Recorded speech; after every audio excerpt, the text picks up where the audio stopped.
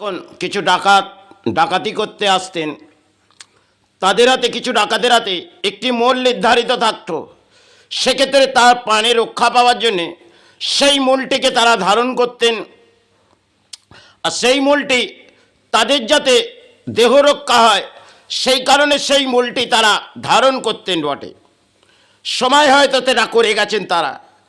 আজকে সেটা কি আবির্ভাব এসেছে এই বাংলার মাঝে, সেটা হয়তো আমাদের রাজ্যের যে পরিস্থিতি তাতে সমাজের মাঝে চলছে একটা খেলা হয়তো, কিন্তু একটা সময় যারা ডাকাতি করে গেছেন তাদের হাতে একটি মূল ধারণ করেছিলেন, আর একটি কবচ তন্ত্র সমাজে যেটা দেয়া হয়েছিল মহামৃত্যুঞ্জয়, সেটা যজ্ঞ করে তাকে ধারণ করানো হতো, কারণ সেক্ষেত্রে তাতে মৃত্যু সুরক্ষা পাওয়া যেত। সেগুলো হয়তো সময় ক্ষেত্রে গড়িয়ে গেছে, আজ সে সমস্ত করণীয় কাজ হয়তো হয় না। কিন্তু রাজ্যের মাঝে একটি হয়তো রাজনীতির ম্যাচও আছে, আর রাজ্যের যদি জনগণ কোনো অপরাধ করে তাকে সাজা হয়তো পথে বেঁধেই দেওয়া হয়, কারণ সে রাজ্যের মাঝে কিছু হয়তো পেটের দায়ে কিছু লুটেছে সমাজ থেকে, তাকে সাজা দেওয়া হোক। এই ধরনের আমাদের বিচার মানবিক, সেই বিচারে আমরা প্রশাসনেও তুলে দিই মারধর করার পর। কিন্তু যখন নেতারা উত্তাল হয়ে এই রাজ্য লুটে যায় তখন হয়তো আমরা চিৎকার করি না, কারণ তারা রাজ্যের কেউ রানী হবে কেউ রাজা হবে, তারা উত্তাল হয়ে চাই কিছু লুটে যাবে, আর আমাদের রাজ্যের মানুষ তারা নীরব হয়ে যাবে। কেন? এই তো রাজ্যের জনগণের পরিস্থিতি। কারণ এক পক্ষে ঢল আরেক পক্ষে ঢল, দুটি পক্ষেরই ঢল।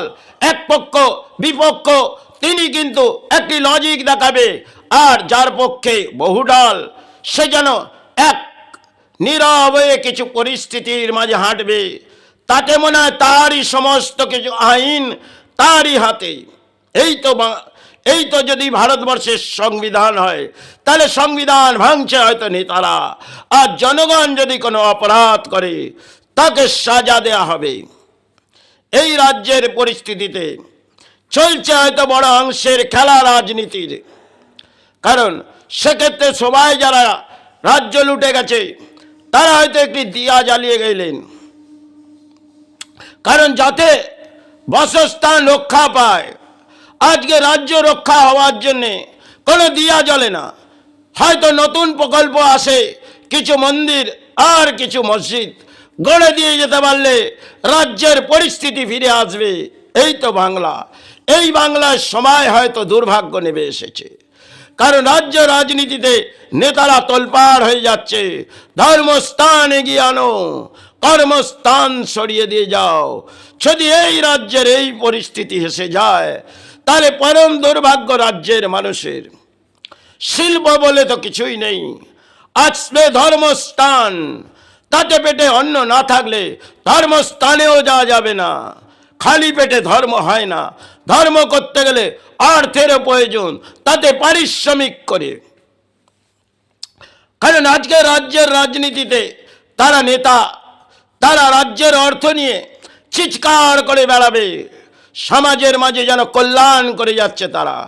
কারণ সেক্ষেত্রে দেশের আইন তাদের হাতে, আর সংবিধান সেটা তো তিনি হয়তো গড়ে গেলেন ডক্টর আম্বেদকর।